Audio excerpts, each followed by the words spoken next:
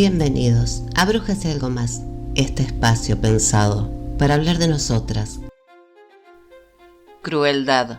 No me hables de crueldad, ni de lo que soy capaz de hacer. Cuando quise matar a las cucarachas, las maté y les llevé una escoba a su lugar.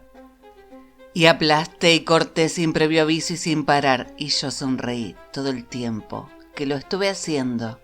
Y fue un holocausto de cuerpos de cucarachas, partes de cuerpos, rojo por todo el suelo. No, pregunté sus nombres, no tenían nombres que valiera la pena conocer. Ahora me observo cada vez que entro en una habitación. Nunca sé qué podría hacer. Y el suyo se convertiría en uno de los más macabros, terribles y escalofriantes de los casos policiales en aquella Barcelona de principios del siglo XX. Esta es la historia de una mujer, una que vivía en los bajos fondos, una que se hacía pasar por curandera, pero también ella era proxeneta. Una mujer a la que se acusaría de explotación, del secuestro y del asesinato de varios niños.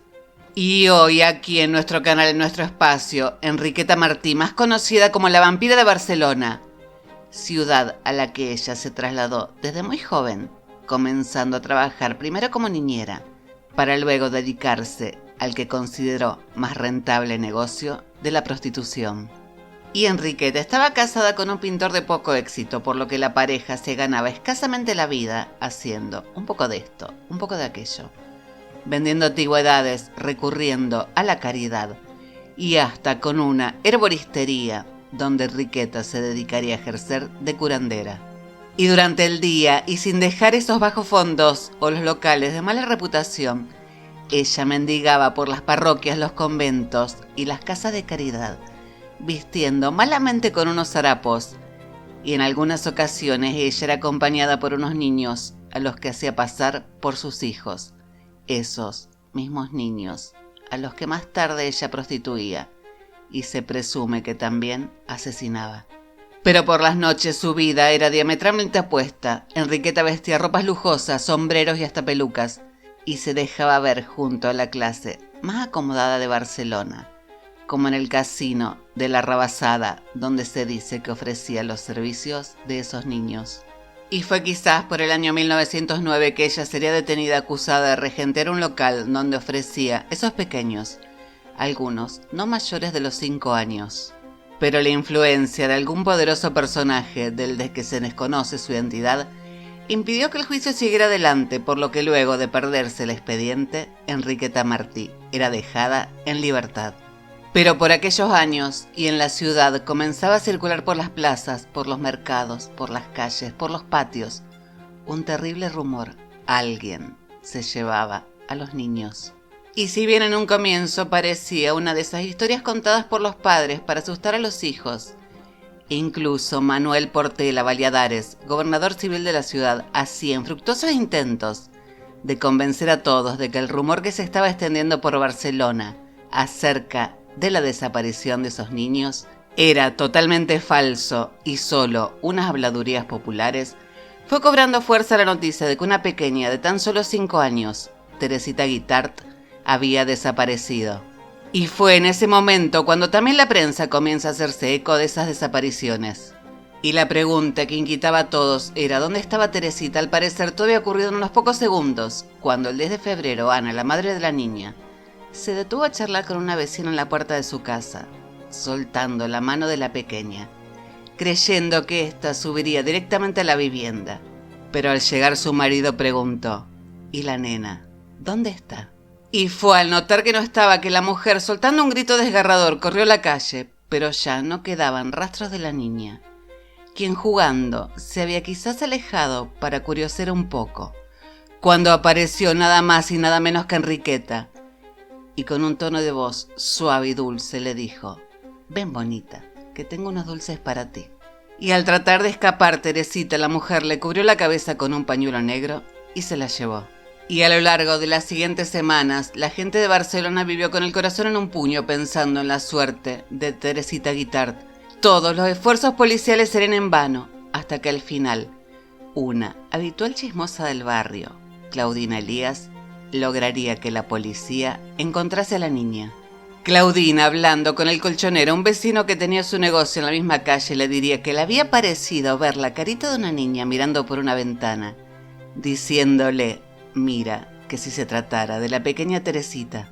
Y sin pensarlo dos veces, el colchonero corrió a comunicárselo a un guardia municipal, quien a su vez se lo informaría a su jefe, un brigada de nombre Ribot. Y a primera hora del 27 de febrero, la policía llamaba a la puerta del entresuelo del número 29 de la calle del Poniente.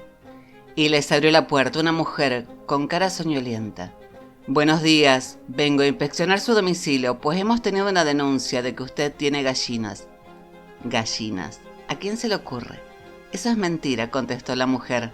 Si me permite, dijo el brigada Ribot, entrando en el piso, donde descubrió dos niñas de corta edad. Y cuando Enriqueta quiso reaccionar, ya era demasiado tarde. El policía se acercó a la niña que tenía la cabeza rapada y le preguntó, ¿cómo te llamas, guapa?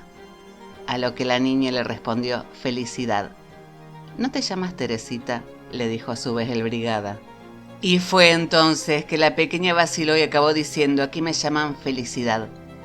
Y Ribot preguntó, ¿quién era aquella niña? Y Enriqueta respondió que no lo sabía, que la había encontrado perdida en la ronda de San Pablo, y que la niña tenía hambre. Y la otra niña es mi hija, y se llama Angelita, añadió. Del niño, de ese niño, que la vecina también desea haber visto en repetidas ocasiones, no había ningún rastro. Y de la mujer identificada como Enriqueta Martí Ripolies, y que ya tenía antecedentes policiales por corrupción de menores, sería conducida a la jefatura de policía.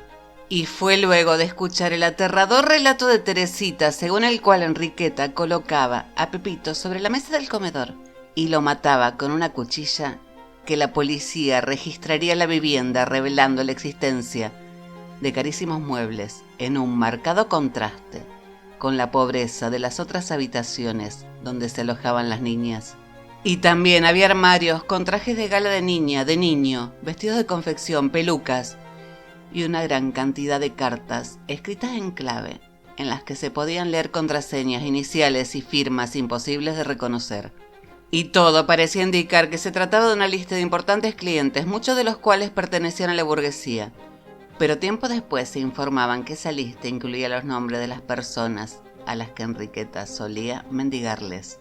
Y en el piso también supuestamente los agentes encontraron un saco que contenía un traje de niño, un cuchillo manchado de sangre en la cocina y en otra habitación huesos humanos. Y durante la inspección además se hallaron centenares de tarros conteniendo sangre y grasa a modo de pócimas mágicas, a lo que Enriqueta intentó explicar diciendo que ella confeccionaba medicina utilizando ciertas partes del cuerpo humano. Y tras la abrumadora cantidad de pruebas, ella lanzaría una advertencia: como sé que me subirán al patíbulo, quiero que también suban conmigo todos los culpables. Y Enriqueta Martí fue encarcelada en la prisión para mujeres Reina Amalia, pero no murió en el patíbulo, ni apaleada por otras reclusas, como se llegó a decir, sino que lo hizo a consecuencia de una enfermedad. Pero realmente, ¿fue Enriqueta la culpable de los asesinatos? O quizás ella fue sacrificada para justificar la ola de desapariciones de niños de la Barcelona de principios de siglo, donde muchos pequeños acababan en burdeles para gente rica o trabajando como esclavos en las fábricas de Francia. Y tampoco hay certezas de por qué Enriqueta secuestró a Teresita, aunque según su abogado, esto se debió a un trastorno mental, ante la imposibilidad de ella de tener hijos. Finalmente se demostró que los huesos hallados en casa de Enriqueta no eran de un niño, sino de un adulto de unos 25 años. Ella se consideraba una curandera, y por aquel entonces se pensaba que poseer determinados tipos de huesos traía suerte. Pero ¿era Enriqueta Martí una asesina despiadada? Quizás nunca lo sepamos. Y espero que este episodio de La Vampira de Barcelona les haya resultado tan interesante como a mí. No te olvides que podés dejarme un comentario si querés sugerir alguna protagonista. Muchas gracias a todos por escucharme. Y nos vemos el domingo en Brujas y Algo Más.